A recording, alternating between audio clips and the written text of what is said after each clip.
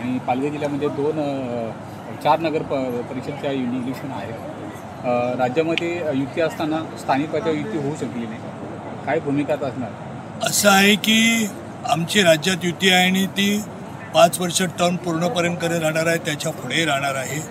परंतु दिल्लीमध्ये लोकसभा आणि महाराष्ट्रामध्ये विधानसभा या लिमिटेड जागा असतात।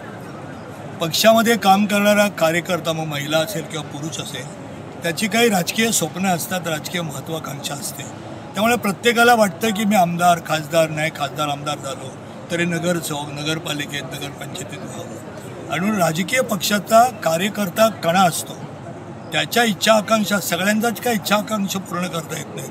पण काही लोकांना त्या ठिकाणी आपल्याला पक्षामध्ये नुसतं आयुष्यावर तुम्ही काम करा तर तसं बोलून चालत नाही, सगळ्यांनाच सुद्धा तिकीट देऊन चालत नाही, पण त्यातला मध्यगठा लागतो। आणि म्हणून त्यातल्या त्यात अधिकाधिक कार्यकर्त्यांना त्यांची राजकीय स्वप्न पूर्ण करण्यासाठी संधी कुठे असते तर ग्रामपंचायत, नगरपरिषद, नगरपालिका, महानगरपालिका इथेच असते।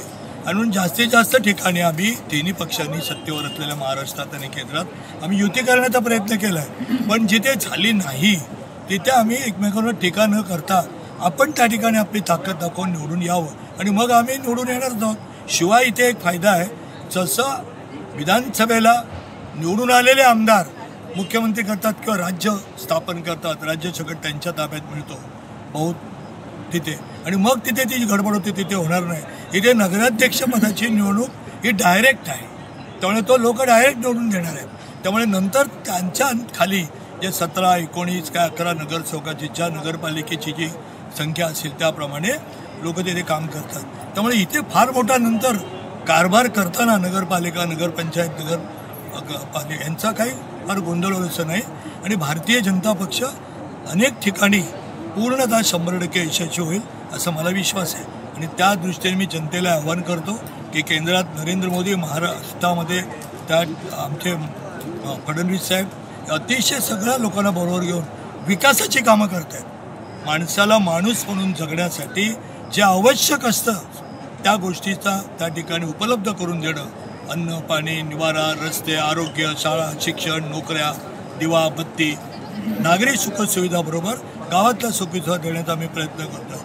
त्यामुळे जनतेने आमच्यावर, आमच्या विकासाच्या कामावर विश्वास ठेवला आहे। हे बिहारच्या निवडणुकीत सिद्ध झालेलं आहे, हरियाणाच्या निवडणुकीत सिद्ध झालं आहे, महाराष्ट्रात सिद्ध झालं आहे, वाड्यातही सिद्ध होणार आहे। आणि आमचे 17 नगरसेवक आणि 1 नगराध्यक्ष निवडून येईल।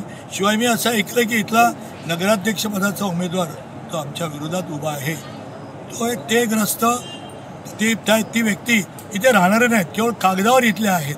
त्यामुळे या ज्या स्थानिक स्वराज्य संस्थांच्या निवडणुका असतात तिथे स्थानिक उमेदवार जो कधी जनतेला उपलब्ध होईल त्याला अधिक महत्त्व दिलं जातं। आणि त्यामुळे ती एक आमचा प्लस पॉईंट आहे आमच्या नगराध्यक्षपदाचा की त्या इथल्या आहेत, जनतेला माहीत आहेत, सामाजिक नमुन्यामध्ये जाऊन काम करणार आहेत। त्यामुळे आम्ही 100% यश मिळवू असा मला विश्वास आहे। आणि लोकांनी आमच्यावर विश्वास टाकावा, त्याची विश्वास टाकल्यावर त्याचं राजकीय फळ काय असतं, सुविधांचं, विकासाचं, ते केंद्रात आणि महाराष्ट्रात आम्ही जनतेला दृश्य स्वरूपात दिलेलं आहे।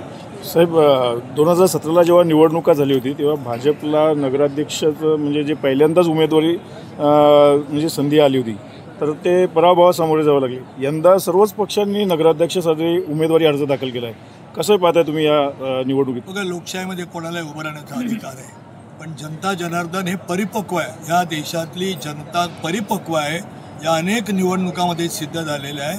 आणि मग ते तरतमा भाव करतील, तुलना करतील, त्यावेळेला त्यांच्या लक्षात येईल की जे डबल इंजिन असतं ते सरकार सगळ्या देशामध्ये यशस्वी होते। केंद्रात आणि राज्यात जर एक सरकार असेल तर त्याचा अर्थ हा नाही की जिथे वेगळ्या पक्षात सरकार असेल ते केंद्र सहाय्य करत नाहीत, परंतु जनता परिपक्व आहे की वाडामध्ये नगराध्यक्ष आणि 17 नगरसेवकांना पूर्ण बहुमताने निवडून देईल याचा मला विश्वास आहे। आम्ही जे राज्यात आणि केंद्रात पक्ष एक दिलाने काम करतो आहे आणि जे इथे स्थानिक स्तरावर परिस्थितीनुसार जे सम्राट उभे आहेत, आम्ही मुळात एकमेकांच्या विरुद्ध काही बोलायचं नाही ठरवलं, परंतु त्यामध्ये आम्हाला जनता आमच्या पाठीमागे, भारतीय जनता पक्षाच्या पाठीमागे उभी राहील याचा मला पूर्ण विश्वास आहे।